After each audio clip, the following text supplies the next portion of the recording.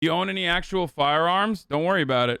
Okay, this is going to be a great lesson in labor exploitation. So I own a small business, but we all earn the same take-home pay rate per day, which is $250. Full-time workers work 4 days a week at my place. Part-time workers work 2 days per week at my place. For full-time workers, this amounts to an annual salary of $70,200 per year, which I know sounds very fancy, but it only makes us lower middle class in Los Angeles where we are. Still feels pretty rich to us though, because most of us are used to being poor.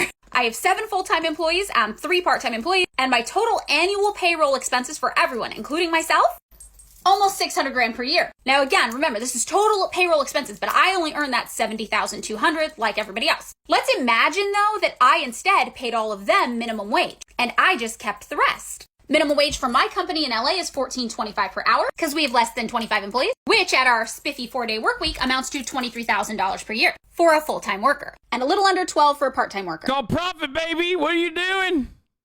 Here would be my total employee payroll at minimum wage, and this would be my pay. This is what most bosses are doing. Okay, this is... I don't understand. Why is she not doing that? Bullshit. Big chaotic Faruza bulk energy. I have no idea what that is. I skipped this TikTok earlier too fast for my brain. Yes, this is literally how this shit works. All the way. You gotta watch the response video in the comments. Look at the comments, some good replies. I need to log in for it, and I don't even know if I can fucking log in, to be honest. Like, I don't know. I don't know what my fucking... Yeah, I don't know what my login is. So I'm not even gonna try.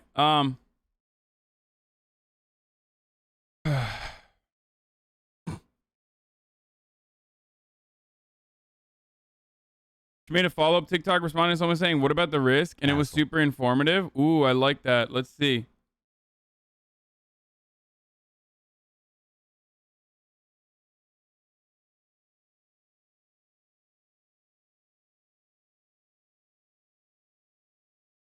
Okay, where is it? Can you guys just send it to me? Am I stupid for being afraid of running a business? How did you get over the paralysis when it comes to budgeting? How can I deal with the intense self-hatred and insecurity?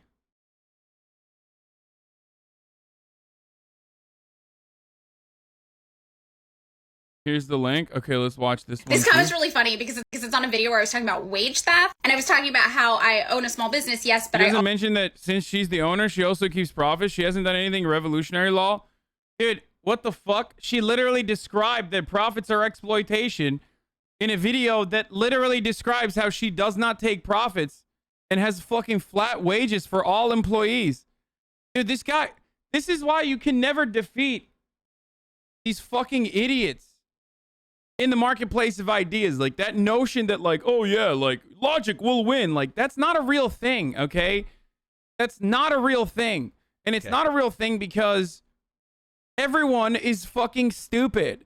You cannot combat 100 years of like Red Scare misinformation about what communism is and what capitalism is while currently living under a capitalist dogma where everybody's just like, yeah, this is the best system ever, and all the other systems are doo-doo, and they just like literally turn every single thing that you mention or say or do back into, well, that's just capitalism. You're thriving under capitalism, so it's capitalism that's like the reason why you're fucking, you know, successful. I mean, if you want to get technical, she only gave us payroll information. It didn't mention the actual revenue. Yeah, no shit. Because I'm sure that a fucking democratically organized workplace that already has a fucking flat fee across the board, okay, most likely already has additional revenue that goes back into reinvestments that they democratically vote on. That's the whole point. Like,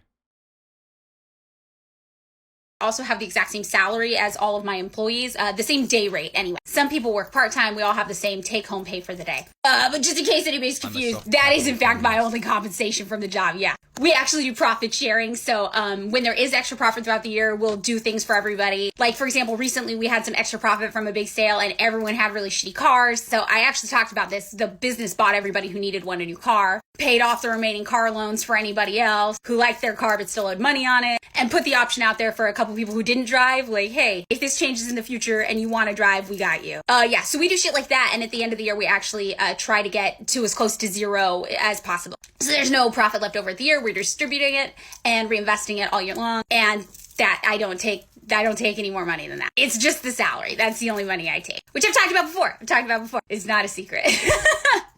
This comment's really funny because it's on a video. What do? They make jewelry or some shit?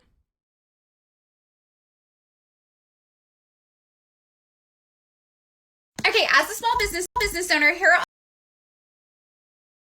Clothing and jewelry. I wanna work with jewelry designers as well, potentially, for the merchandising, and this seems like a dope. Like, I'll try to reach out to them and have them connect with my merchandising firm that I work through.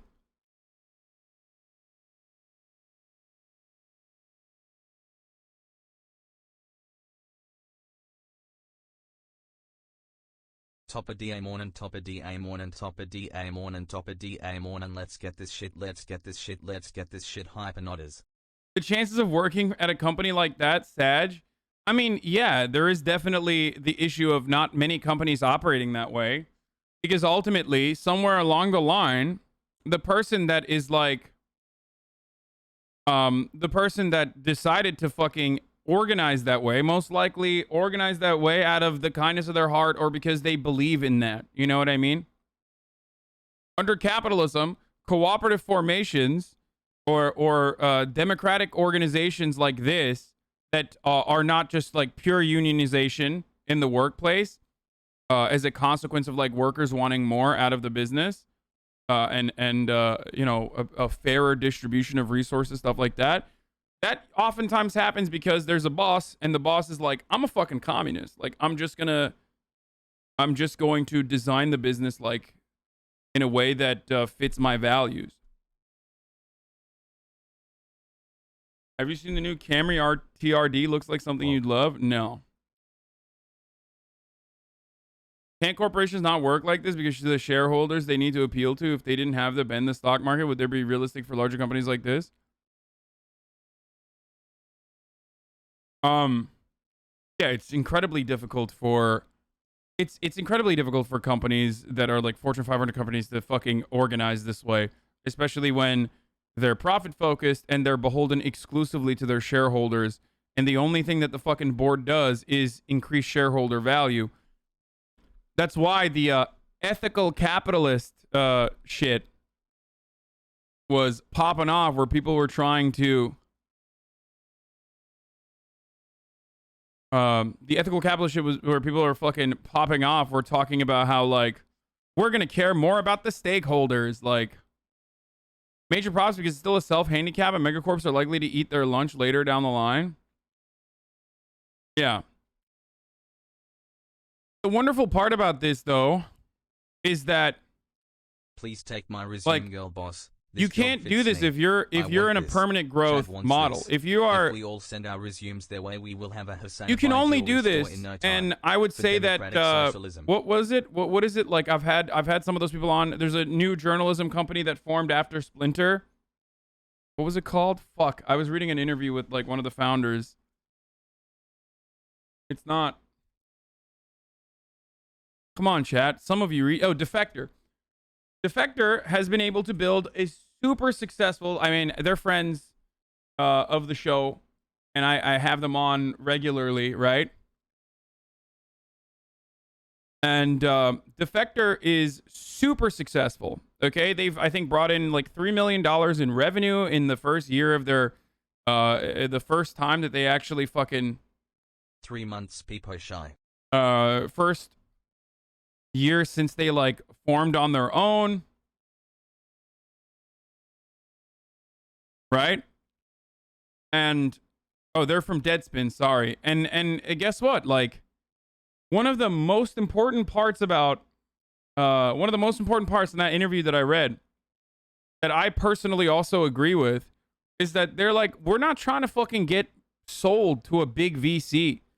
Like, we're not, or to a big fucking hedge fund. Like, we just want to grow on our own pace. We want to fucking, you know, we want to be comfortable. And we want to write fucking cool articles that we want to write.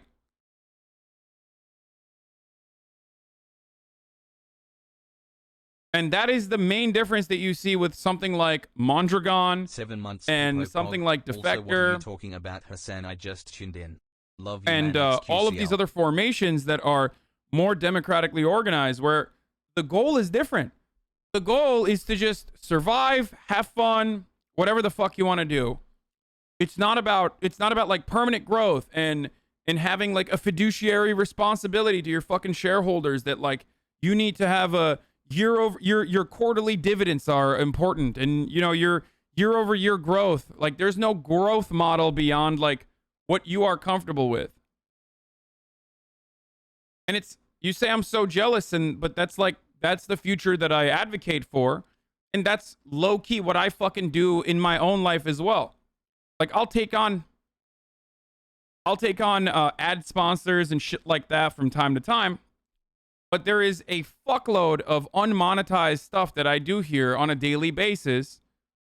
And so much other shit that I could be engaging in that I don't engage in because I don't care to. I don't need to. Okay, here's the risk video. Okay, as a small business owner, here are all the risks I assume.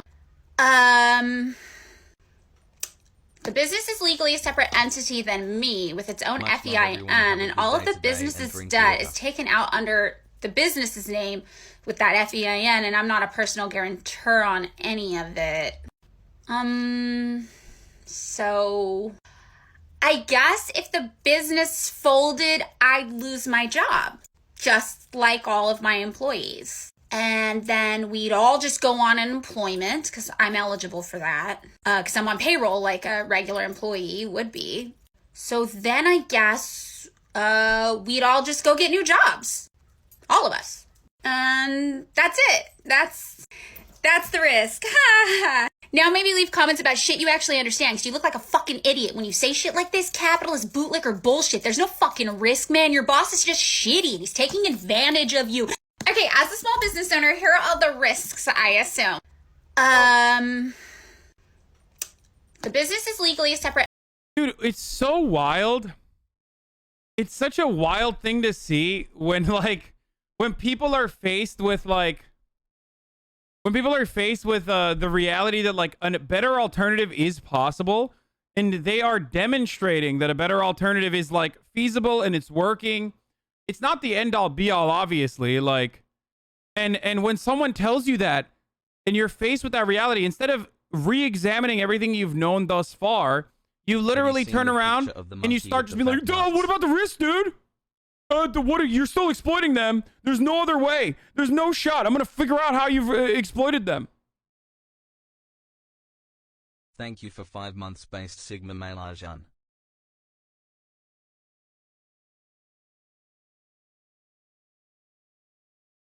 It's the same cognitive dissonance Trump supporters have. Deep down inside, they know they're getting screwed, but they're in too deep now.